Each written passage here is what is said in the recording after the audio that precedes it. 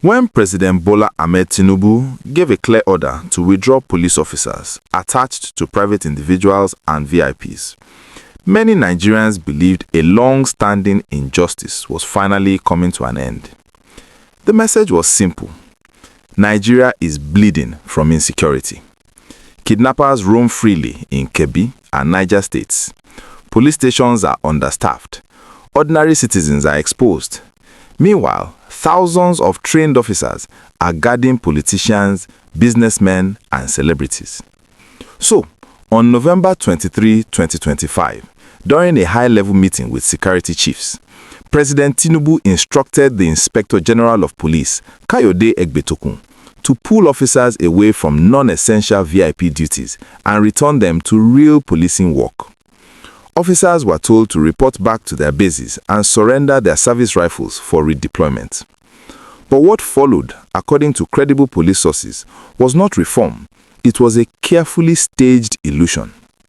Behind the scenes, many affected officers never truly left their VIP posts. Instead, they simply changed their appearance.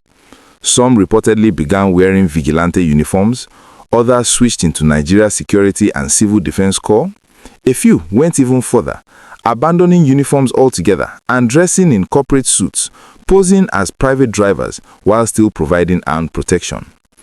The weapons were supposed to be returned, but sources say the same rifles were quietly reissued after payments of up to 500,000 naira per officer. Each officer returned their rifle as ordered, one source revealed. Then, they paid, collected the same weapon, and went straight back to duty. On paper, compliance existed. In reality, nothing changed. Although the Inspector-General of Police set up a monitoring team to enforce the directive, insiders described the operation as largely cosmetic.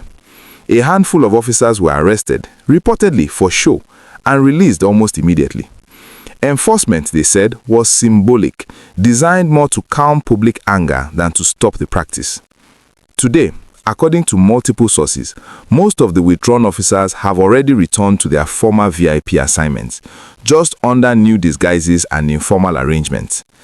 The so-called withdrawal changed nothing, another source said bitterly. It only enriched senior officers while the system continued as before.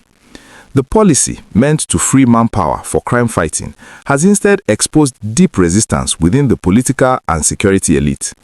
Some senators openly opposed the directive, warning that without police escorts, they could not safely visit their constituencies.